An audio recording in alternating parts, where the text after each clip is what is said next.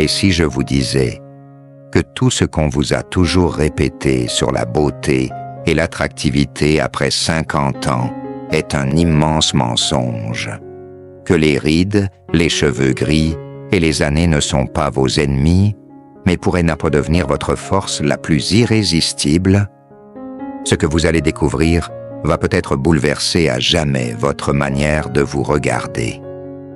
Avez-vous déjà remarqué qu'après 50 ans, beaucoup de femmes, parfois même sans s'en rendre compte, deviennent invisibles aux yeux du monde? Comme si la société décidait qu'à un certain âge, leur beauté, leur valeur, leur lumière intérieure s'éteignaient doucement. C'est une violence sourde, insidieuse. Et pourtant, je vais vous révéler quelque chose de profondément bouleversant. Les femmes qui deviennent réellement fascinantes après 50 ans sont souvent celles qui cessent de vouloir correspondre à ces normes extérieures et qui puissent enfin leur force dans leur propre histoire. Elles ne luttent plus contre le temps. Elles dansent avec lui. Et c'est précisément cette transformation que j'ai observée encore et encore chez mes patientes depuis plus de 30 ans. Je m'appelle Antoine Dubois, médecin spécialiste en santé naturelle et en vieillissement. J'ai accompagné des centaines de femmes dans cette traversée si délicate où le regard sur soi vacille. Et chaque fois, je constate que la première clé pour redevenir magnétique, malgré les années, c'est la confiance en soi. Mais attention, pas la confiance de façade, celle qui fait bonne figure devant les autres. Je parle ici de la confiance profonde, enracinée, celle qui émane de l'intérieur et qui illumine tout autour. Or, la vérité, c'est que cette confiance est mise à rude épreuve avec l'âge, car chaque année les pressions s'intensifient. Les campagnes de publicité, les standards de beauté irréalistes, les réseaux sociaux, où l'on glorifie la jeunesse éternelle. Selon une étude publiée dans The Journal of Women and Aging en 2021, près de 68% des femmes de plus de 55 ans en Europe ressentent une baisse progressive de leur estime d'elles-mêmes à mesure que les signes de l'âge apparaissent. C'est vertigineux. Ce sentiment d'être moins que ce que l'on a été hier peut grignoter le moral de façon insidieuse. Mais la bonne nouvelle, c'est qu'il est possible de renverser cette spirale. Car si le corps change, l'esprit, lui, peut devenir de plus en plus puissant. Prenons un instant pour regarder tout ce que vous avez traversé dans votre vie. Les moments de bonheur intense, bien sûr, mais aussi les épreuves surmontées, les deuils, les échecs, les sacrifices, les peurs vaincues, les choix difficiles. Chacune de ces expériences a façonné votre caractère. Chacune est une pierre précieuse dans la construction de votre force intérieure. Vous êtes bien plus résiliente que vous ne le réalisez. La science le confirme. Des études menées par le National Institute on Aging aux États-Unis ont démontré que la résilience psychologique augmente avec l'âge, lorsque l'on apprend à relire son histoire avec bienveillance et gratitude. Les femmes qui cultivent cette acceptation active de leur parcours présentent des niveaux de cortisol, l'hormone du stress, significativement plus bas et une meilleure santé cardiovasculaire à long terme.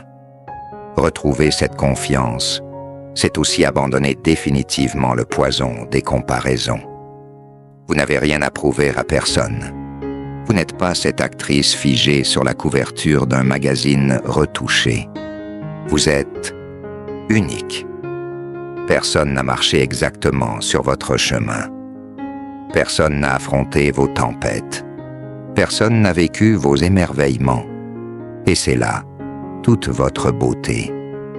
Il est essentiel d'honorer également le corps tel qu'il est aujourd'hui. Chaque ride autour des yeux raconte des milliers de sourires. Chaque cheveu blanc témoigne de décennies d'expériences accumulées. Refuser ces marques de temps, c'est renier la richesse même de votre histoire. Une étude publiée dans le Journal of Positive Aging a montré que les femmes qui assument pleinement leur transformation physique, au lieu de chercher à les masquer, développent une image d'elles-mêmes plus stable et vivent globalement avec plus de sérénité. Alors, chaque matin, engagez un petit rituel de réconciliation avec votre image. Habillez-vous non pour plaire aux standards, mais pour vous sentir en accord avec vous-même. Tenez-vous droite, relevez le menton. Croyez en cette femme forte que vous êtes devenue.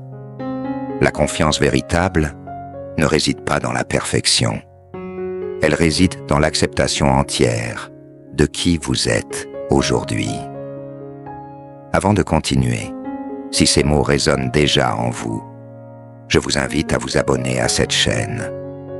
Votre soutien nous permet de continuer à produire ces vidéos qui, je l'espère, peuvent transformer des vies. Ensemble, cultivons cette nouvelle manière de vieillir, puissante et lumineuse. Maintenant, une question pour vous, un petit exercice de réflexion. Lorsque vous vous regardez dans le miroir le matin, qu'est-ce qui vous vient d'abord à l'esprit? A. Je vois avant tout mes défauts, mes rides, mes kilos en trop. B. Je reconnais la femme forte et riche d'expériences que je suis devenue. Écrivez votre réponse A ou B dans les commentaires. Vos partages inspireront d'autres femmes à entamer elles aussi ce chemin de confiance retrouvé. Dans toutes les années où j'ai accompagné des femmes après 50 ans, j'ai découvert un secret qui m'émeut toujours autant. Ce n'est ni la jeunesse de la peau, ni la minceur, ni même l'énergie débordante qui rend une personne véritablement magnétique.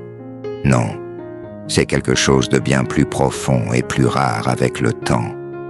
La bonté véritable, celle qui émane du cœur. On sous-estime souvent la puissance d'un cœur bon. Dans notre culture moderne, où tout va vite, où la performance est glorifiée, où l'apparence prend souvent le dessus sur la substance, la bonté semble parfois démodée. Et pourtant, c'est l'une des forces les plus attirantes qu'une femme puisse incarner après 50 ans. Je l'ai vu des centaines de fois. Une personne bienveillante crée autour d'elle une atmosphère apaisante, une sorte de refuge émotionnel pour les autres. La science commence d'ailleurs à mesurer cet effet. Une vaste étude longitudinale, menée par l'Université de Californie sur plus de 1200 adultes de 50 à 80 ans, a montré que les individus qui cultivent régulièrement des actes de gentillesse présentent une réduction de 23% du risque de dépression et une diminution significative de l'inflammation chronique, mesurée par les taux de protéines C réactives dans le sang. Ces chiffres sont frappants. La gentillesse ne soigne pas seulement l'esprit, elle protège le corps. Mais attention, la véritable bonté ne consiste pas à tout accepter ni à se sacrifier au point de s'oublier. Au contraire, elle naît d'une profonde solidité intérieure. Savoir être bon, c'est offrir du réconfort sans attendre de retour, tout en posant des limites saines pour préserver son énergie. C'est tendre la main, mais sans jamais se laisser piétiner, car la bonté authentique repose sur le respect de soi. J'ai en mémoire une patiente, Colette, 71 ans, qui m'a beaucoup enseigné sur ce point. Depuis sa retraite, elle s'est engagée bénévolement auprès d'une association d'aide aux personnes isolées. Chaque semaine, elle visite des aînés encore plus fragiles qu'elle. Ce qu'elle m'a confié un jour m'a profondément marqué. Chaque sourire que je reçois en retour me nourrit autant que je le rapporte. Mais j'ai aussi appris à dire non, à respecter mes propres besoins de repos. C'est exactement là que réside l'équilibre de la vraie bonté. donner avec générosité, mais sans se perdre. D'ailleurs, les neurosciences éclairent aussi ce mécanisme. Les chercheurs de l'université d'Oxford ont démontré que les actes de compassion réguliers activent certaines zones cérébrales associées à la satisfaction et à la régulation émotionnelle, notamment l'insula et le cortex préfrontal médian. En d'autres termes, faire preuve de bonté construit littéralement un cerveau plus serein et résilient avec l'âge. Ce qui est fascinant, c'est que cette douceur généreuse finit par tisser des liens solides et sincères autour de nous. Les gens n'oublient jamais ceux qui les ont écoutés avec patience, qui leur ont tendu la main sans jugement, qui ont été là dans les moments de tempête. Cette empreinte émotionnelle positive devient un véritable aimant social. Elle attire naturellement les bonnes personnes, renforce les relations et alimente le sentiment d'utilité et de dignité, même quand certains rôles sociaux changent avec le temps. Au fond, cultiver un cœur bon après 50 ans, c'est choisir de rester ouvert au monde, malgré les blessures, malgré les déceptions. C'est refuser de sombrer dans l'amertume. Et c'est cette lumière intérieure, inaltérable, que les autres perçoivent instinctivement. Mais il existe un autre moteur tout aussi puissant, qui nourrit cette vitalité intérieure. C'est cette petite flamme insatiable qui pousse à apprendre encore, à s'émerveiller, à rester curieuse du monde, même lorsque l'on croit avoir tout vu. Laissez-moi vous révéler, dans un instant, pourquoi la curiosité est peut-être le plus bel élixir de jeunesse qui existe. Je vais vous confier un autre secret que j'ai découvert en accompagnant tant de femmes après 50 ans. Un secret que beaucoup ignorent ou considèrent à tort comme anecdotique. Ce n'est ni un complément alimentaire, ni une crème miraculeuse, ni un rituel sophistiqué. C'est quelque chose de bien plus simple et pourtant essentiel. La curiosité. Oui, cette flamme intérieure qui pousse à découvrir, à s'émerveiller, à apprendre encore, même lorsque l'on a déjà traversé plusieurs décennies. Beaucoup pensent qu'avec l'âge, tout a été vu, tout a été vécu. Quelle erreur! C'est justement après 50 ans que la curiosité devient un véritable élixir de jeunesse intérieure. Car rester curieuse, c'est maintenir son esprit en mouvement. C'est refuser de figer son monde. C'est continuer à nourrir sa vitalité mentale. Les recherches scientifiques le confirment avec éclat. Une vaste étude menée par le Rush Alzheimer's Disease Center à Chicago a suivi plus de 1200 personnes âgées pendant plus de 5 ans. Résultat, celles qui entretenaient une forte curiosité intellectuelle présentaient un déclin cognitif réduit de 30% par rapport aux autres. La curiosité, ce simple désir d'apprendre, agit donc concrètement comme un protecteur du cerveau face au vieillissement. C'est une véritable gymnastique neuronale, bien plus puissante qu'on ne l'imagine.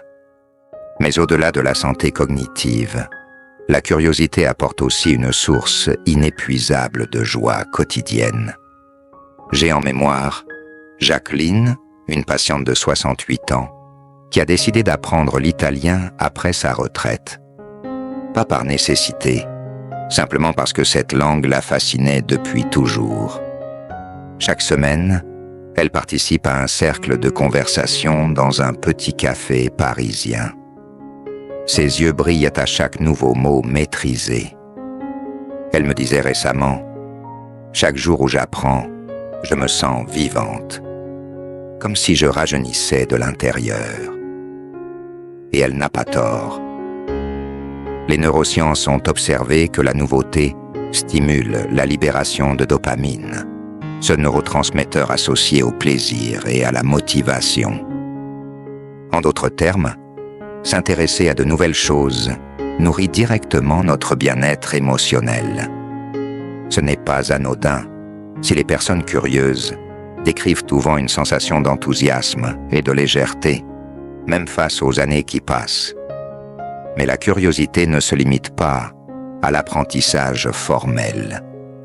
Elle se manifeste aussi dans la capacité à s'ouvrir aux autres, à poser des questions sincères, à vouloir comprendre ce que vit celui qu'on rencontre.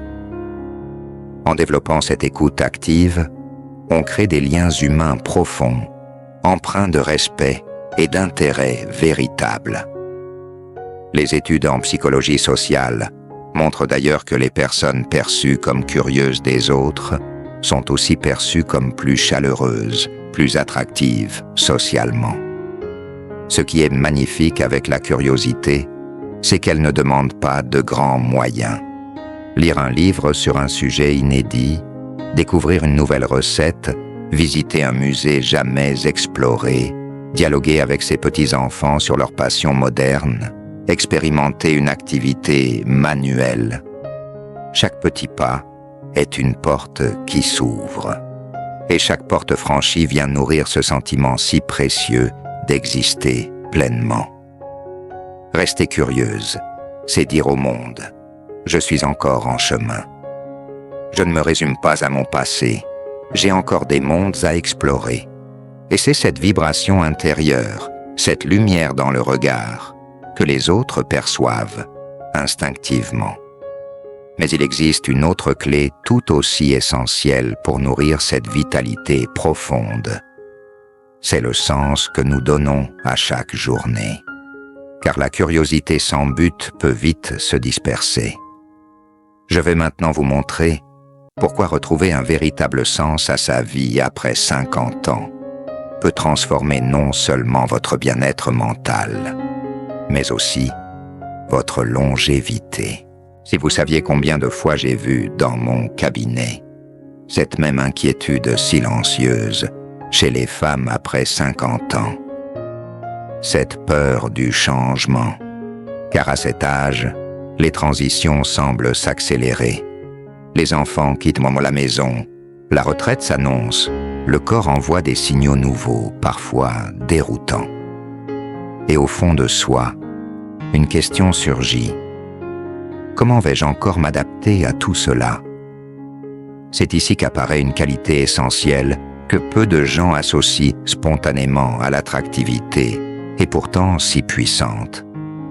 La grâce dans l'adaptation au changement.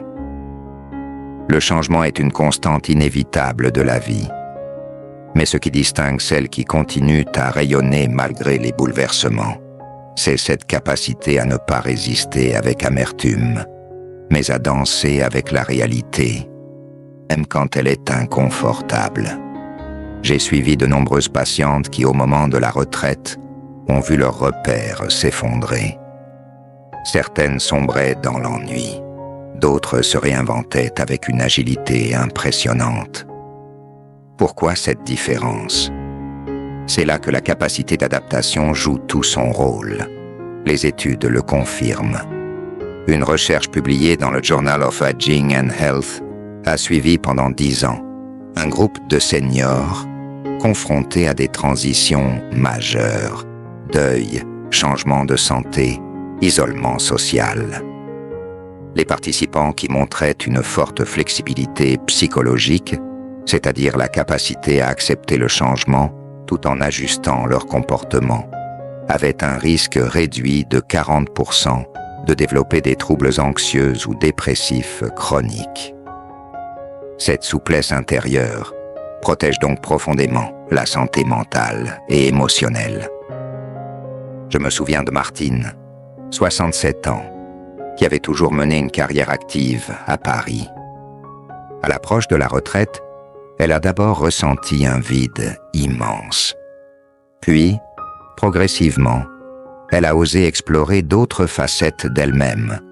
La musique, qu'elle n'avait jamais eu le temps d'approfondir, le bénévolat culturel dans des musées de quartier, l'apprentissage de la photographie. Chaque nouvelle activité est devenue une rampe de lancement vers une nouvelle forme d'épanouissement. Son énergie s'est métamorphosée sous mes yeux. Les neurosciences expliquent aussi ce phénomène.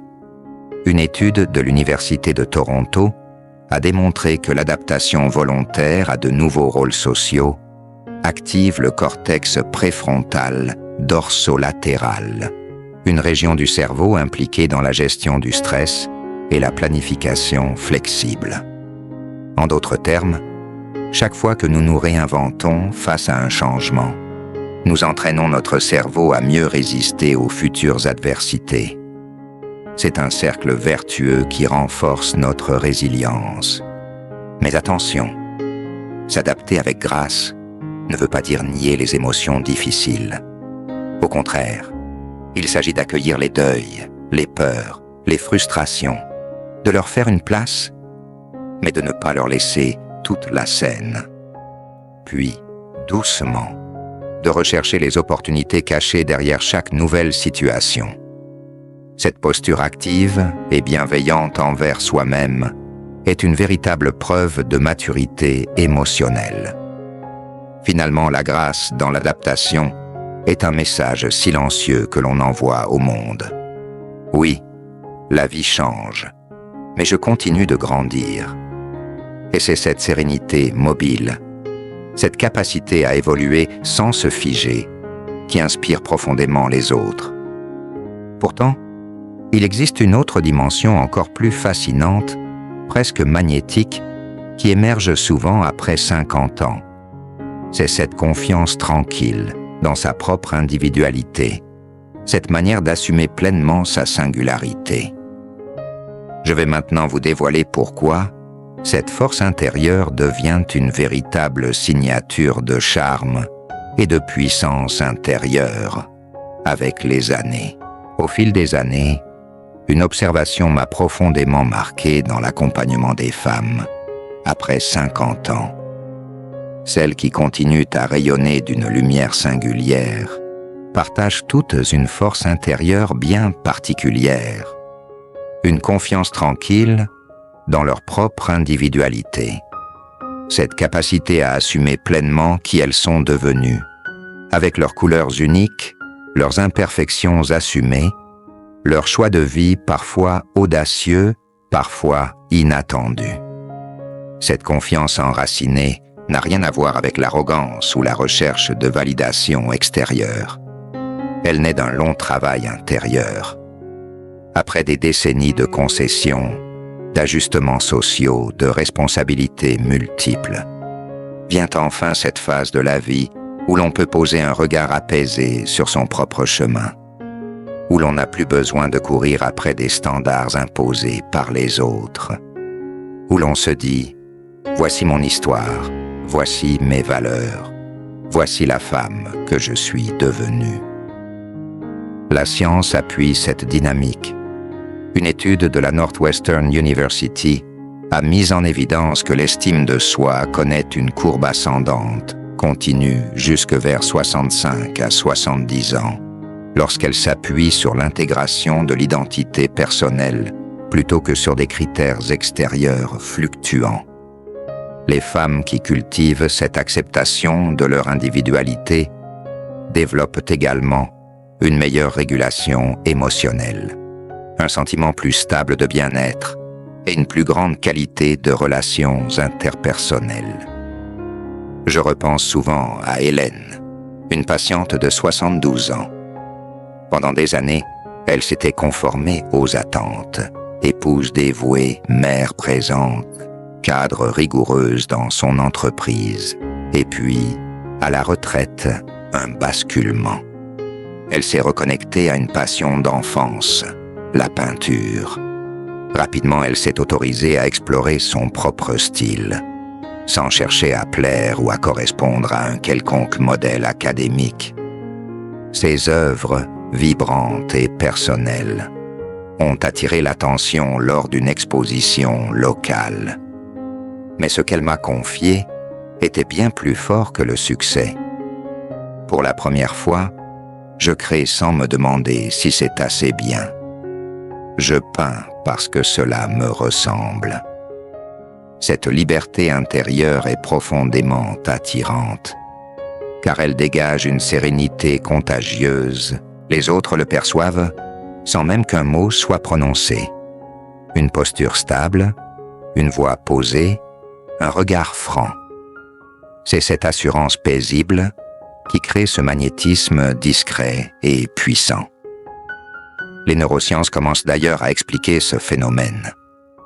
Des recherches du Center for Healthy Aging de l'Université de Californie ont montré que l'intégration identitaire tardive, c'est-à-dire l'acceptation profonde de sa propre histoire de vie, active les circuits cérébraux liés à la satisfaction profonde et à la diminution des circuits du stress. Le cortex singulaire antérieur, en particulier, semble jouer un rôle clé dans cette stabilité émotionnelle tardive. Mais pour atteindre cette sérénité, il faut aussi savoir poser des limites claires. Refuser poliment ce qui ne résonne plus avec ses valeurs, s'éloigner des relations toxiques, affirmer tranquillement ses choix. C'est en osant dire non parfois que l'on protège ce noyau précieux de l'estime de soi. Et pourtant, cette force intérieure n'est que le socle. Car au-delà de cette assurance intime, un autre art subtil parachève cette attractivité invisible après 50 ans, celui de l'élégance naturelle. Non pas l'élégance superficielle des apparences, mais cette grâce qui se manifeste dans chaque geste, chaque parole, chaque présence. Permettez-moi maintenant de vous dévoiler pourquoi cette élégance discrète devient un véritable joyau intérieur avec le temps. En parcourant ensemble ces différentes étapes, peut-être avez-vous senti ce fil conducteur discret, mais essentiel. La vraie beauté, celle qui ne s'efface pas avec les années, est profondément enracinée dans notre façon de vivre, de penser, de nous relier aux autres et à nous-mêmes. Après 50 ans, nous entrons dans une phase de la vie souvent mal comprise par la société, mais extraordinairement riche en possibilités de transformation intérieure. Ce n'est plus l'âge où l'on doit séduire par l'apparence. C'est l'âge où l'on séduit naturellement par ce que l'on dégage. La confiance en soi, cette solidité qui naît des épreuves traversées, devient un socle intérieur inébranlable. Le sourire sincère, simple mais authentique, rayonne bien au-delà des mots. La bonté, choisie consciemment jour après jour, construit des ponts invisibles mais puissants entre les cœurs. La curiosité, toujours vive, entretient la jeunesse de l'esprit. Le sens donné à chaque journée insuffle de l'énergie et du plaisir de se lever le matin. L'adaptation au changement révèle une force tranquille face aux tempêtes de l'existence. L'acceptation fière de sa singularité attire le respect bien plus que n'importe quel conformisme. Et enfin, cette élégance naturelle, qui ne s'achète pas, mais se cultive, devient cette signature subtile que l'on perçoit chez les femmes, qui vieillissent avec grâce et lumière. Toutes ces qualités ne sont pas le fruit du hasard. Elles sont des choix, des habitudes de pensée, des attitudes quotidiennes que chacun peut décider d'adopter. Et c'est là la véritable leçon de ce voyage. Rien n'est figé. Même à 60, 70, 80 ans, il est possible de choisir comment vieillir. Non pas dans la résignation ou la nostalgie du passé, mais dans l'épanouissement conscient, dans la construction patiente de sa propre paix intérieure. Appliquez ces principes au quotidien, avec bienveillance envers vous-même. Commencez par de petits gestes simples. Prendre le temps de sourire sincèrement à quelqu'un. Oser apprendre quelque chose de nouveau. Dire non à une relation toxique. Exprimez votre gratitude le soir avant de vous endormir. Chaque action minuscule devient une pierre précieuse dans l'édifice de votre bien-être profond. Car au fond, la véritable jeunesse n'est pas une question de police, mais de lumière intérieure.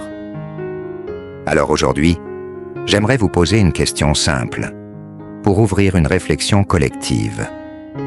Selon vous, qu'est-ce qui nourrit le plus votre beauté intérieure aujourd'hui? A. Votre capacité à accepter et aimer votre propre histoire de vie. B. Votre curiosité constante à découvrir, apprendre et vous émerveiller encore. Écrivez A ou B dans les commentaires juste en dessous. Vos partages inspireront certainement d'autres personnes à réfléchir et à progresser aussi. Si cette vidéo vous a touché et que vous souhaitez soutenir notre travail, pensez à vous abonner à la chaîne et, si le cœur vous en dit, à nous soutenir financièrement. Chaque don, aussi petit soit-il, nous permet de continuer à produire ces contenus précieux pour nourrir votre bien-être et celui de tant d'autres. Ensemble, transformons cette nouvelle étape de la vie en une aventure lumineuse et puissante.